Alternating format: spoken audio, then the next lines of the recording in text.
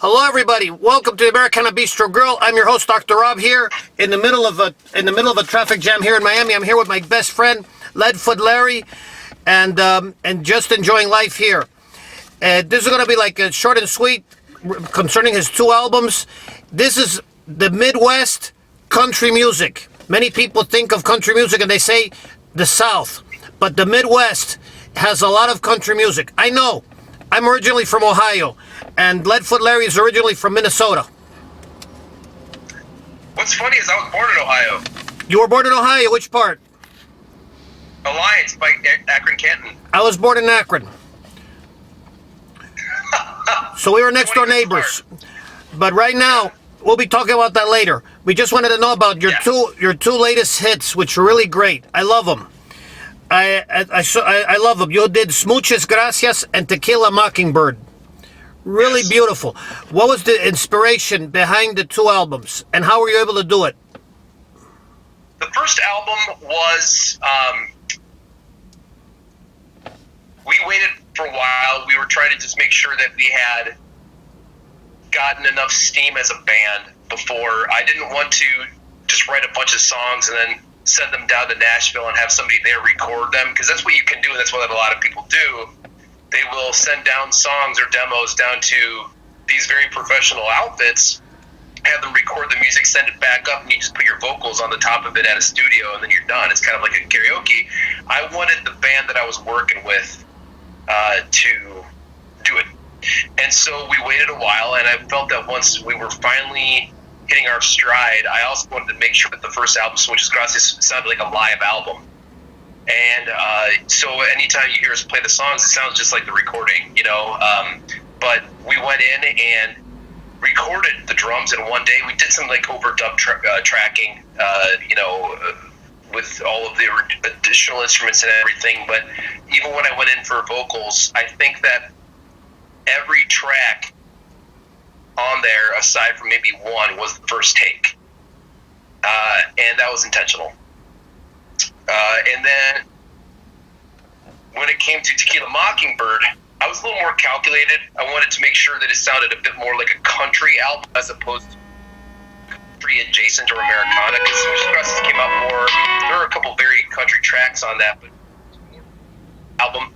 And when it came to Tequila Mockingbird, I wanted to make sure that we flexed more of our country muscle on that, and had, you know, I've always been really turned on by the Bakersfield sound and some of the southwestern sounds of like Tejano, Conjunto, and everything. So there was a lot more of that involved in Tequila Mockingbird, and so there are some real country hits that we, not hits, but like they really hit on country, like such as Red, White, and Blue, My Baby Hates Country.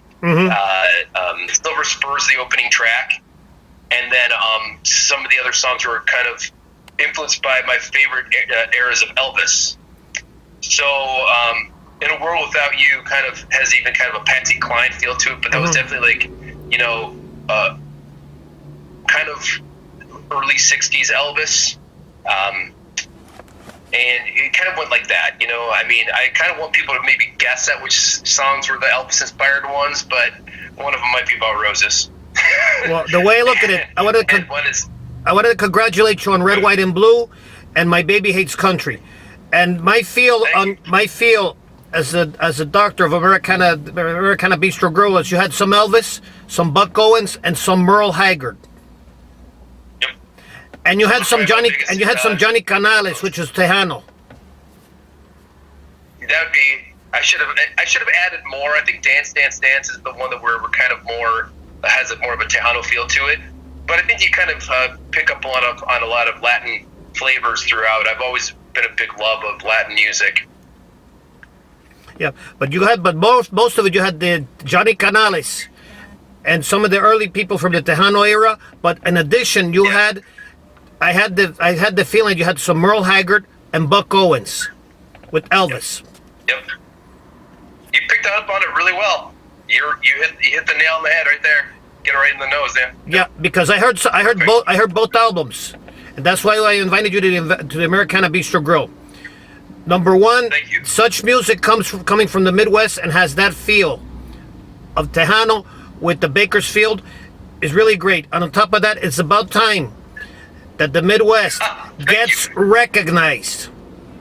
From one Buckeye to another, from one Midwesterner to another, it is about time that we get recognized. I think so. Because we are as far west as Texas is. We are straight north from Texas, you know?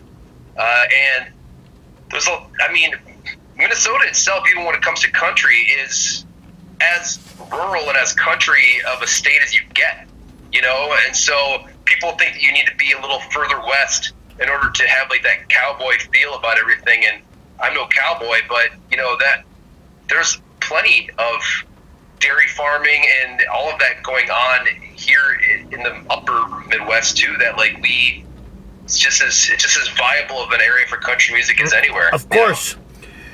Before you had the West, you had to have the Midwest. After all, the first cowboy was Roy Rogers. And where was Roy Rogers born? Ohio. And you had to have the Midwest came before the West and before the South, so you're definitely gonna have the country music. And and I wanted to congratulate your group. I wanted to congratulate you, Ledfoot Larry, and everybody for actually doing the country music.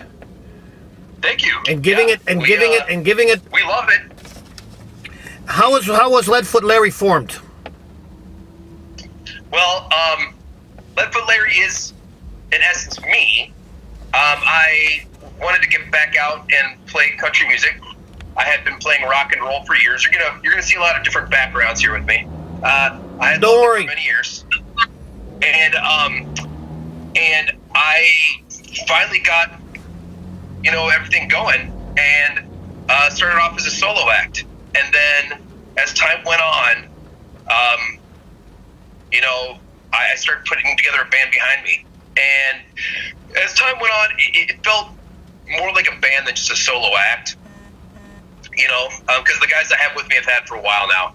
But at the end of the day, even if I'm an old man playing guitar on the porch, I'm still Ledfoot Larry. Do you know what I mean? So it kind of gives the guys a way to be a part of the band without feeling like they have to have some sort of lifelong commitment, because I am lifelong committed to what I'm doing. So Ledfoot Larry is me, but it's also the name of the band. If that makes any sense? Yeah, no, it does. It does make sense. And you're always going to be Ledfoot Larry, just like we're going to be Dr. Rob, and we're going to also have Merrill Haggard and Buck Owens. We're a continuation, and we're going to be a continuation of Midwest country music. You recording it and me promoting it in the Americana Bistro Grill. I love it. At least as long as I live, and even then, we'll be remembered. Yes. And I also want to congratulate the Midwest Country Music Organization for doing such a great job in promoting Midwest country music. They have been doing a great job, absolutely. That's where I discovered you and discovered all the greats like Malin and the Birdwatcher and Giulietti and everybody else. Yes. Fabulous acts. But your music... I'm not speaking for me, I'm saying Megan and the Birdwatcher. Those are wonderful bands. Yeah, I still have to recover from the hit that they did with the Foxgloves. Hey Joe. Yeah. I loved it.